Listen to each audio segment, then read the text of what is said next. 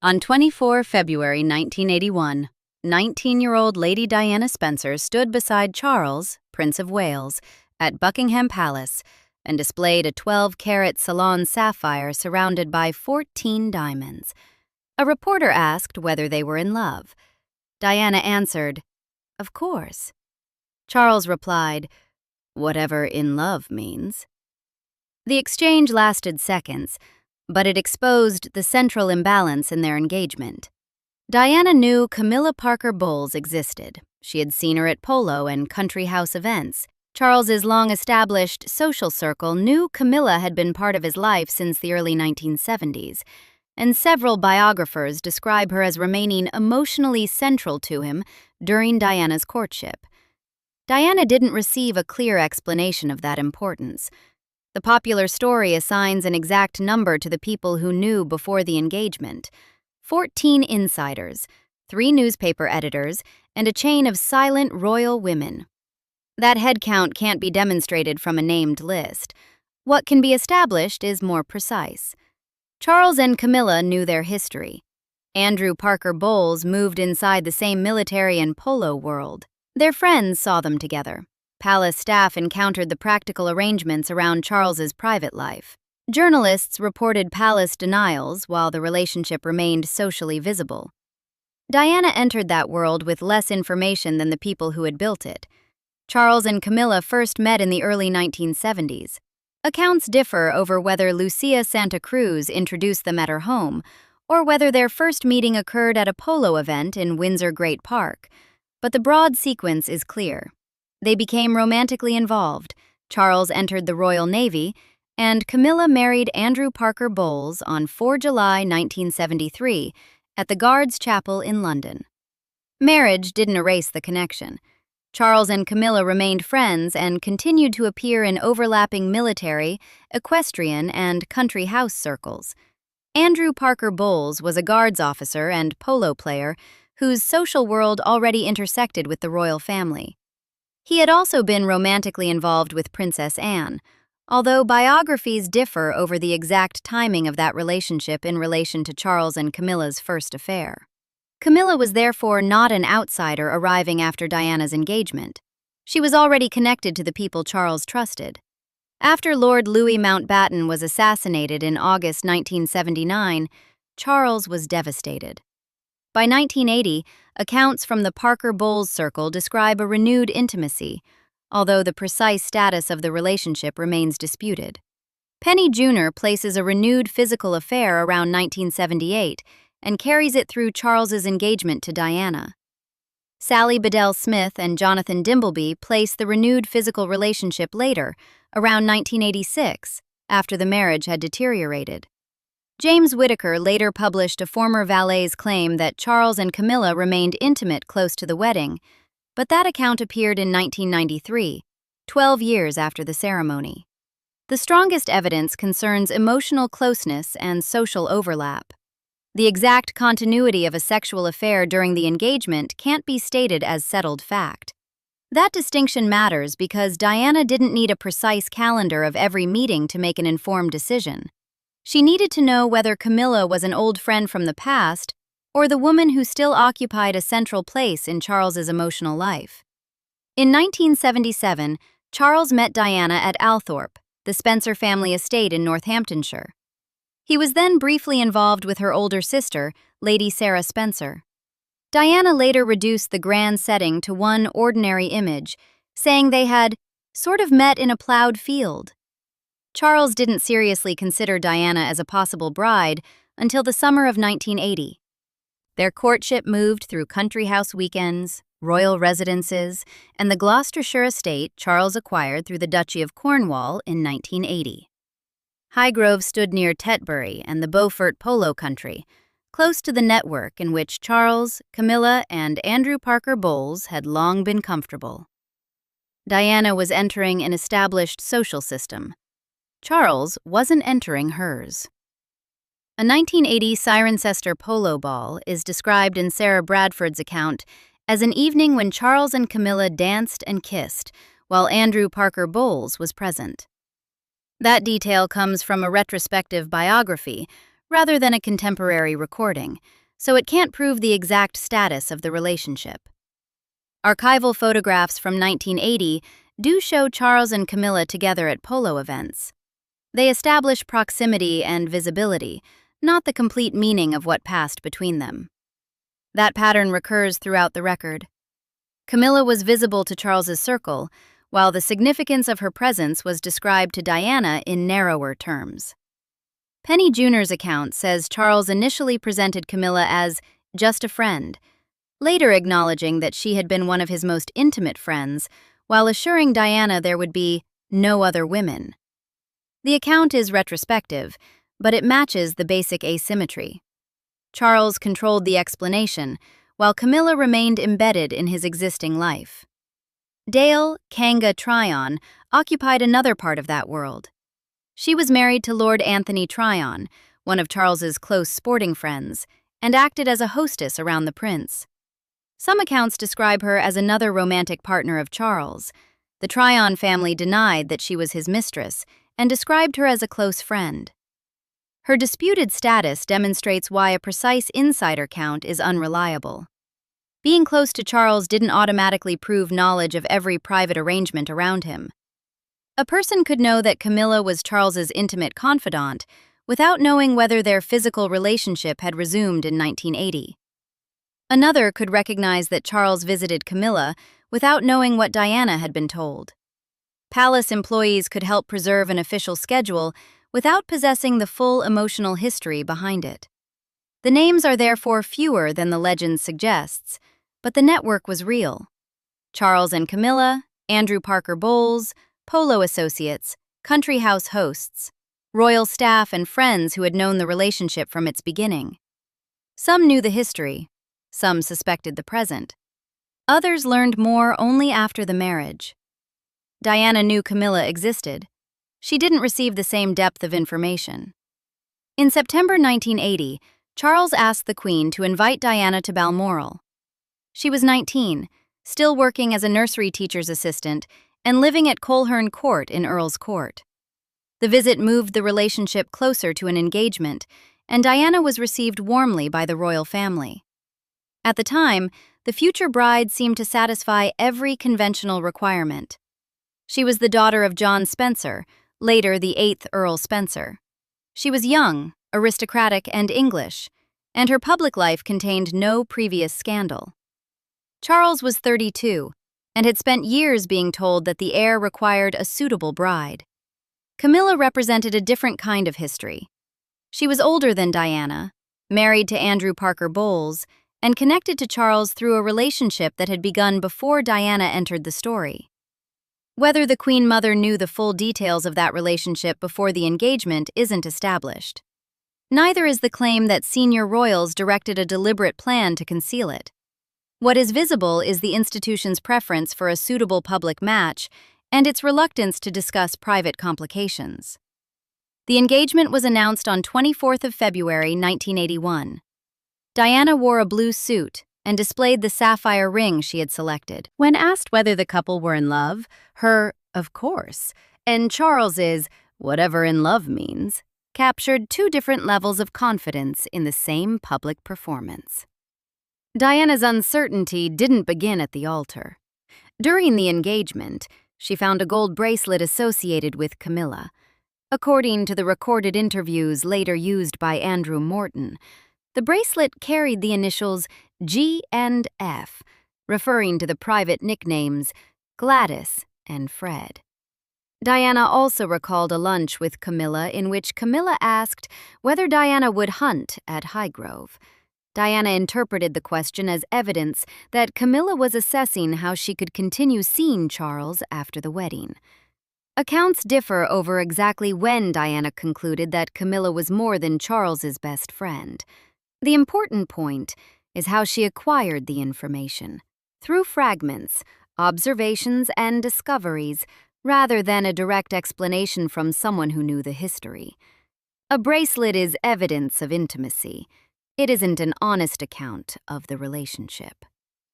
Diana left her nursery job after the engagement and moved first into Clarence House, the Queen Mother's residence, and later into Buckingham Palace. At 19, she was being prepared for a royal marriage while learning the rules of a family whose members had known one another for decades. Fleet Street operated within that same system of access and deference. Royal correspondents cultivated contacts at Buckingham Palace, Kensington Palace, and among the friends and staff surrounding senior royals. Journalists knew Charles and Camilla belonged to the same social world. They encountered palace denials of a romance, faced the legal risks of publishing allegations about private sexual conduct, and understood the commercial value of the royal wedding. The evidence does not identify 3 named editors who held fully corroborated pre-wedding stories in filing cabinets. No editorial memorandum, injunction, denotice, or royal order has been documented here. A centrally organized press conspiracy can't be established. James Whittaker's career shows how the information emerged in stages. He became a prominent royal correspondent and later royal editor of the Daily Mirror. In his 1993 book, Diana v. Charles, Royal Blood Feud, Whittaker published claims attributed partly to former Charles valet Stephen Barry. Barry reportedly described Charles as having been infatuated with Camilla since the early 1970s and claimed that Charles continued seeing her close to the wedding. Whittaker also published an allegation that Charles resumed a sexual relationship with Camilla during the week of the wedding.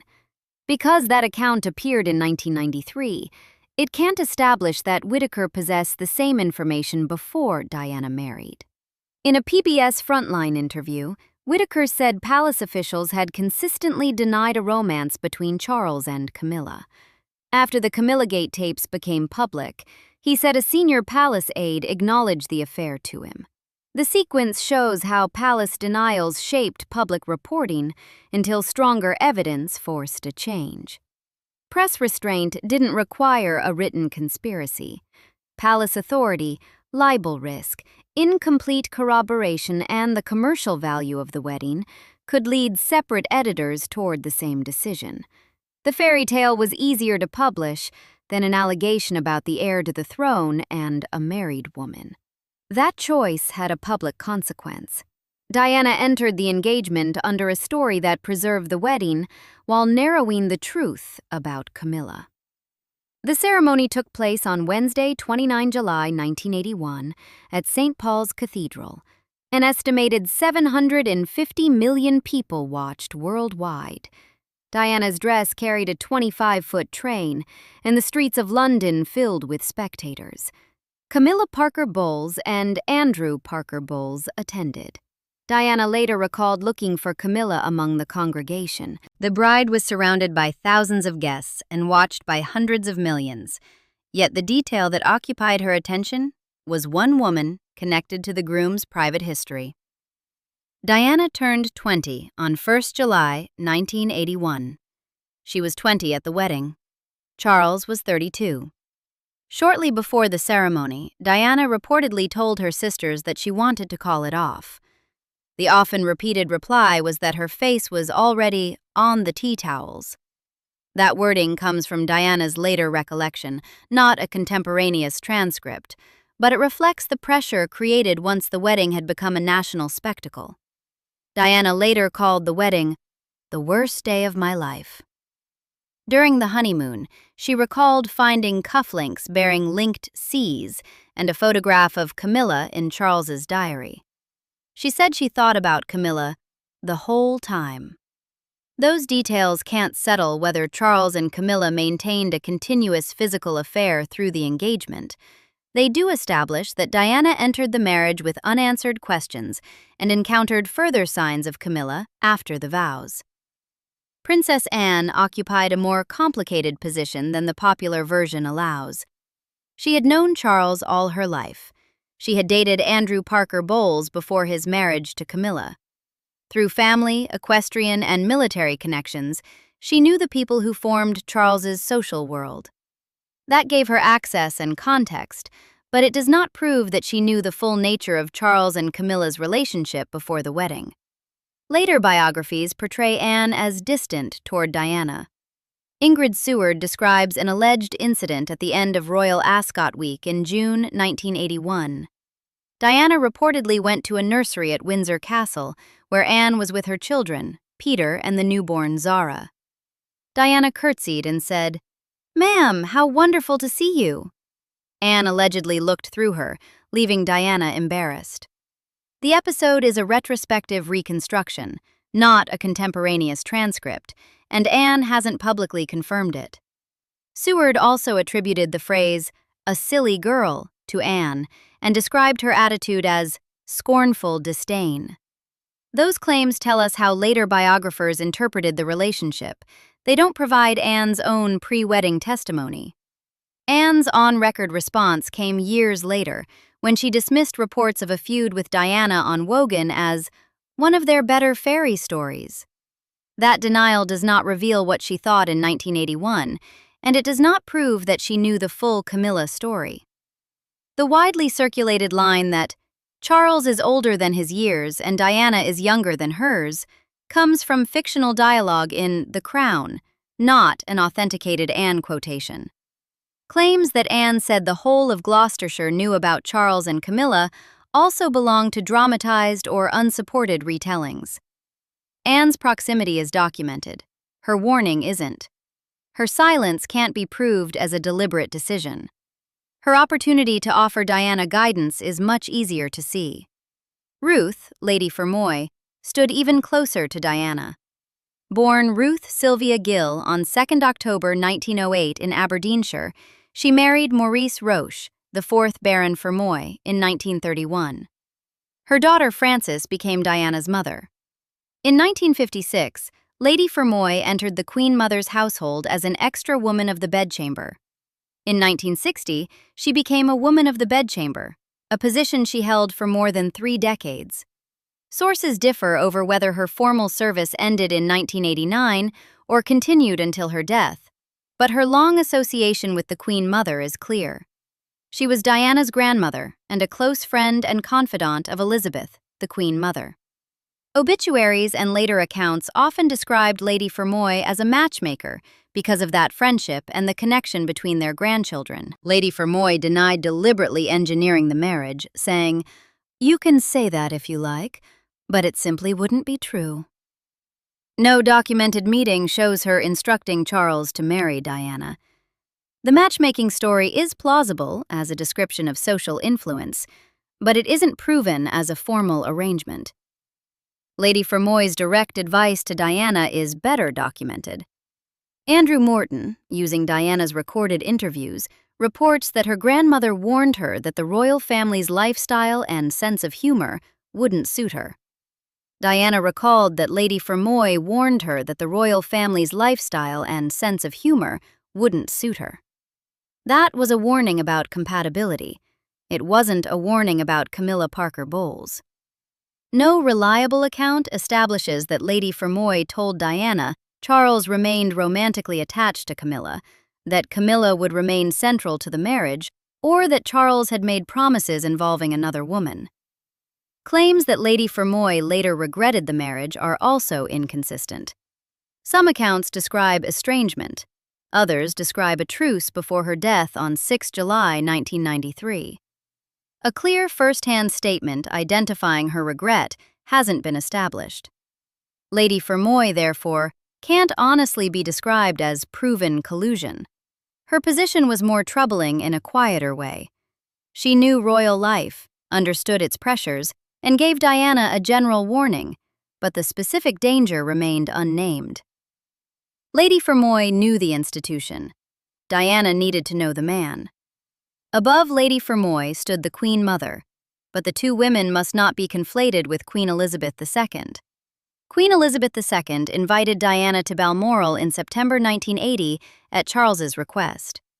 The Queen Mother was Lady Fermoy's employer and close friend.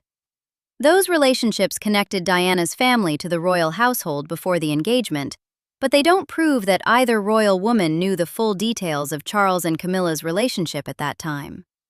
Observers assumed that the Queen Mother and Lady Fermoy encouraged the match. Their families were connected, their grandchildren were being considered as a possible couple, and the Queen Mother possessed enormous social influence. Yet no written plan identifies her as the architect of Diana's selection, and the phrase, "a girl with no past," isn't securely authenticated as a quotation from her.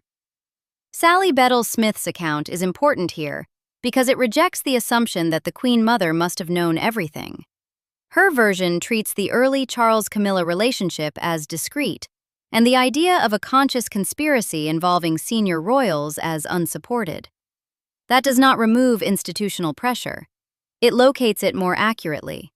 The Queen Mother belonged to a system that valued lineage, duty, discretion, and a suitable royal marriage. Those values could make Charles's private attachments seem like an awkward matter for relatives and courtiers to discuss. They could encourage adults to focus on whether Diana was an acceptable bride, rather than whether she had been given full information about the man she was marrying. No royal order was necessary. A friend could decide it wasn't her place. A courtier could treat private matters as unmentionable. A journalist could accept a palace denial. A grandmother could offer a general warning. Diana could then reach the altar surrounded by people who knew more about the social history than she did. That is how silence can operate without a meeting, a memo, or a written plan. Charles's own role remains central. No documented instruction from him tells every friend to conceal Camilla. His conduct is still visible in the accounts that describe Camilla to Diana as just a friend, while acknowledging her importance only in narrower terms. Their continued emotional closeness, overlapping social life, and Diana's later discoveries created an information gap even without a formal campaign. A conspiracy can't be proved. A failure to provide clear information can. Diana's recorded testimony, published through Andrew Morton's 1992 biography, shows how she came to understand the relationship. She knew Camilla was part of Charles's social world. She saw her at events. She found objects associated with her. She interpreted conversations and observed Charles's reactions. The exact sentence, "Nobody warned me about Camilla," is often repeated, but it isn't securely traceable as a verbatim primary quotation. The underlying fact is stronger than the slogan. No named person is documented giving Diana a clear pre-marriage explanation that Charles remained emotionally attached to Camilla, and that Camilla might continue to occupy a central place in their lives. Diana wasn't ignorant of Camilla. She was underinformed about Camilla's importance. That distinction also prevents the false claim that Diana received a complete warning and simply ignored it. She noticed inconsistencies, raised concerns, and received partial answers. During the engagement, her knowledge came as fragments rather than a direct account from the people who understood the history. After the wedding, the relationship became harder to contain. Diana and Charles had Prince William in June 1982 and Prince Harry in September 1984. Some biographies place Charles's renewed physical relationship with Camilla around 1986, after the marriage had deteriorated. Other accounts, including Whitaker's later publication, place continued intimacy much closer to the wedding. The exact calendar remains contested. Diana's understanding became explicit at a party hosted by Camilla's sister, Annabelle Elliott. In the account based on Diana's tapes, she told Camilla, "I know what's going on between you and Charles, and I just want you to know that." She also said, "Don't treat me like an idiot." The words belong to Diana's later recorded account, but the timing matters. She confronted Camilla in 1989, years after entering the marriage, not before receiving a clear explanation during the engagement. The telephone recording known as Camilla-gate was made in December 1989 and became public in the early 1990s. Whitaker published Diana vs. Charles in 1993. Charles acknowledged adultery in his 1994 television interview with Jonathan Dimbleby, while saying the relationship with Camilla had resumed after his marriage to Diana had irretrievably broken down. Diana's BBC Panorama interview came in November 1995, 14 years after the wedding. She said, "There were 3 of us in this marriage, so it was a bit crowded. By then, the private knowledge had become public language. 14 years separate the ceremony at St. Paul's Cathedral from the panorama interview. The number of insiders before the engagement can't be fixed with the same confidence. The better arithmetic isn't 14 people against one woman. It's a long-established network against a 19-year-old bride who had only recently entered it. Charles and Camilla knew their history. Andrew Parker Bowles occupied the same social world and is described by later biographers as knowing or tolerating the relationship. Polo and country house circles connected Charles, Camilla, and their friends. Palace staff encountered parts of the private arrangements. Journalists operated under palace denials and commercial pressure. Princess Anne had long-standing access to the relevant people, although her detailed knowledge is unproven.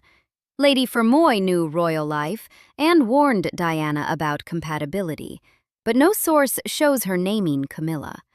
The Queen Mother was tied to Lady Fermoy and the institution, but her knowledge of the full pre-engagement relationship isn't documented. These people didn't all know the same thing. They did know more about Charles's world than Diana had been told. On 29th of July, 1981, Diana Spencer walked into St. Paul's Cathedral at 20 years old. She had turned 20 28 days earlier. The dress, the procession, the balcony kiss, and the worldwide audience produced a public story so complete that the private questions disappeared inside it. Diana knew Camilla existed. She didn't receive a clear account of why Camilla remained important to Charles. Lady Fermoy warned her that royal life might not suit her, but not that Charles's oldest emotional attachment could follow him into the marriage. Princess Anne's access is documented, but her warning isn't. The press knew enough to preserve palace denials, and later enough to publish the affair. The Queen Mother's influence was substantial, but deliberate concealment hasn't been proven. The evidence does not support a formal conspiracy. It does support a collective failure of candor, produced by duty, deference, family loyalty, social habit, and institutional convenience. Each person had a different reason to remain silent, cautious, or vague. Diana experienced the same result. She accepted the Prince of Wales's proposal with less information than the people whose world she was entering. The public was shown a fairy tale. Diana was asked to live inside it.